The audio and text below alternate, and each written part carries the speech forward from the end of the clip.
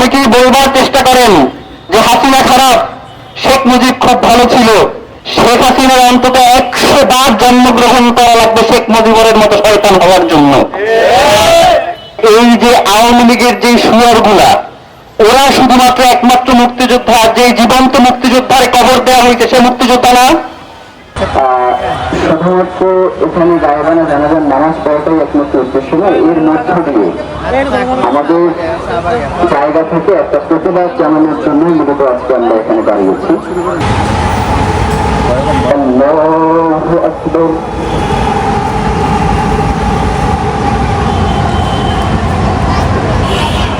আল্লাহু আকবার। আসসালামু আলাইকুম ওয়া রাহমাতুল্লাহ। দেখেন, বাংলাদেশে একজন মানুষ মানলে হয় খুনি, আর 1000 মানুষ মানলে হয় ইতিহাসের মহানায়ক। এবং এই ইতিহাসের যে ধারাবাহিকতা, এই ইতিহাসের প্রাণ পুরুষ হইলেন শেখ মুজিব এবং তোফায়েল আহমেদরা, যারা রক্ষী বাহিনীর মাধ্যমে বাংলাদেশের হাজার হাজার নিরীহ মুক্তিযোদ্ধা এবং আপামর জনসাধারণকে হত্যার পরেও আজকে পর্যন্ত তাদেরকে ইতিহাসে মহানায়ক সাব্যস্ত করবার জন্য একটা গোষ্ঠী তাদের কার্যক্রম অব্যাহত রেখেছে। জুলাই পরবর্তী সময়ে বাংলাদেশে আমরা প্রত্যাশা করেছিলাম যে অন্তত ইতিহাসের যে সত্য ঘটনাগুলো সেগুলোকে আস্তে আস্তে করে সামনে নিয়ে আসা হবে। কিন্তু অত্যন্ত ব্যর্থতার বিষয় হচ্ছে যে আজকে ইনকিলাব মঞ্চ ব্যতীত কেউ আজকে এই দিনে এমন একটা আয়োজন করে নাই। দেখেন, রক্ষী বাহিনী তার যে নির্মমতা কতদূর ছিল সেটা যদি আমরা একটু 2-1টা ঘটনা শুনি তাহলে আপনারা বুঝবেন। আহমেদ মুসা তার ইতিহাসের কাঠগড়া আওয়ামী লীগ বইতে লিখছেন যে বাবার সামনে ছেলেকে গুলি করে হত্যা করা হয়েছে। হত্যা করেই শুধু ক্ষান্ত হয় নাই, বাবাকে বলতেছে হাতে কুড়াল দিয়া যে ছেলের মাথা এখন দ্বিখণ্ডিত করে ফেলো, আমরা ফুটবল খেলবো। তো বাবা তো নারাজ, কিভাবে সে সন্তানের মাথা দ্বিখণ্ডিত করে ফেলবে। তো বাবাকে নিষ্ঠুরভাবে নির্যাতন করার পরে বাবা বাধ্য হয়েছে সন্তানের মাথা দেহ থেকে আলাদা করে দিতে। শুধু ওইখানেই সীমাবদ্ধ নয়, নরসিংদীতে একজনকে জীবন্ত কবর দেওয়ার মতো ঘটনা ঘটেছে এবং তিনি মুক্তিযোদ্ধা ছিলেন। মানে এই যে আওয়ামী লীগের যে সুয়ারগুলা, ওরা শুধুমাত্র একমাত্র মুক্তিযোদ্ধা, যে জীবন্ত মুক্তিযোদ্ধার কবর দেওয়া হয়েছে সে মুক্তিযোদ্ধা না। আপনি ভাবেন, গ্রামের পর গ্রাম এখন যেইভাবে বলে না যে রাজাকার অমুক তুমি বিভিন্ন ত্যাগ দেওয়ার চেষ্টা করে, তখন অমুক ঘরে জাসদ আছে কিনা, অমুক এলাকায় জাসদ আছে কিনা, অমুক এলাকায় বিরোধী মতের লোকজন আছে কিনা, এই প্রোপাগান্ডা ছড়িয়ে ওই এলাকাকে ঘেরাও দিয়ে ওই এলাকার নারীদেরকে গণহারে ধর্ষণ করা হয়েছে এবং পুরুষদেরকে হত্যা করার মতো ঘটনা ঘটেছে। অনেকেই বলবার চেষ্টা করেন যে হাসিনা খারাপ, শেখ মুজিব খুব ভালো ছিল। ইতিহাসের মহানায়ক, বাংলাদেশের স্বাধীনতা তার হাত ধরে এসেছে। আপনাদেরকে একটা কথা বলি, শেখ হাসিনার অন্তত 100 বার জন্মগ্রহণ করা লাগবে শেখ মুজিবের মতো শয়তান হওয়ার জন্য। 72 মানে আমাদের কাছে খুবই একটা আশ্চর্য বিষয় যে 71-এর পর 75, মাঝখানে 3 বছর আর কোথাও নাই, ইতিহাসের কোনো জায়গায় নাই। এই বাংলাদেশে প্রথম ভোট চুরির রাজনীতি শুরু করেছে শেখ মুজিব। এই বাংলাদেশে গণমানুষের অধিকার কেড়ে নেওয়া শুরু করেছে শেখ মুজিব। এই বাংলাদেশে সংবাদপত্রের উপরে যে নিষেধাজ্ঞা সেইটা প্রথম আরোপ করেছে শেখ মুজিব। এই বাংলাদেশের রক্ষী বাহিনীর মাধ্যমে অন্তত 30,000 মানুষকে হত্যা করেছে শেখ মুজিব এবং তোফায়েলরা। আজকে তাদেরকে মহানায়ক প্রতিপন্ন করবার জন্য তারা চেষ্টা করছে। আমরা তো মনে করি ইতিহাসের কাঠগড়ায় তাদেরকে এখন দাঁড় করানোর সময় এসেছে।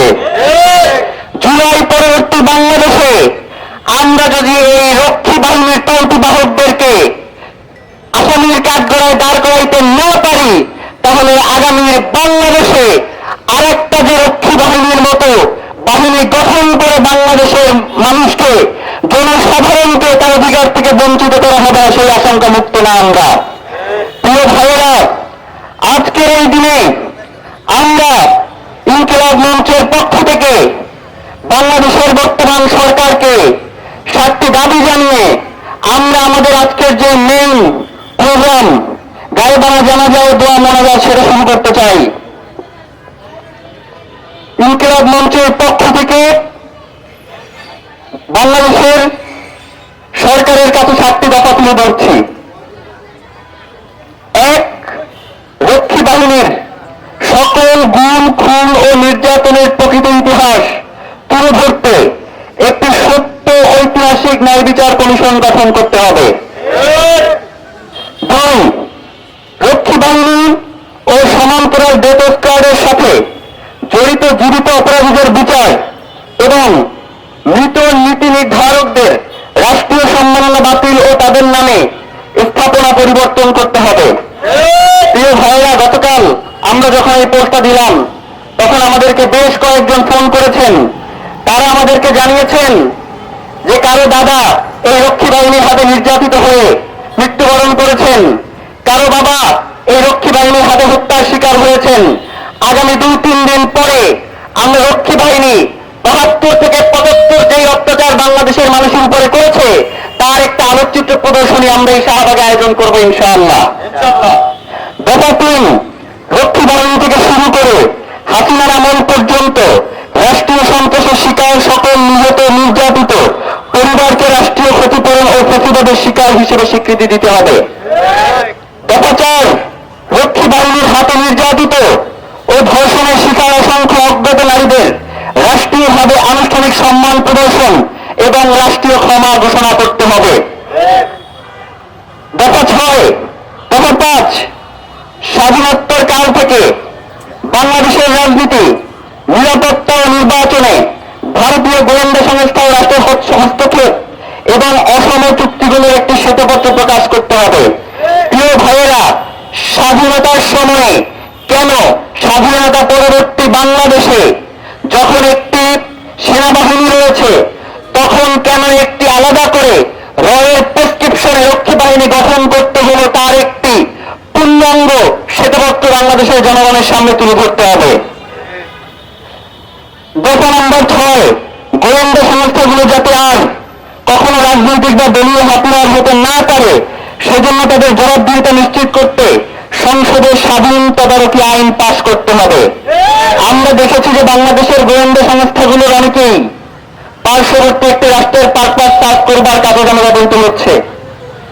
পার্শ্ববর্তী রাষ্ট্র বাংলাদেশে যেভাবে করে তাদের এজেন্ডা বাস্তবায়ন করতে চায় সেই এজেন্ডাগুলো বাস্তবায়ন করতে আমাদের দেশে অত্যন্ত লজ্জার বিষয় যে আমাদের দেশের গোয়েন্দা সংস্থাগুলো তাদেরকে সহায়তা করছে।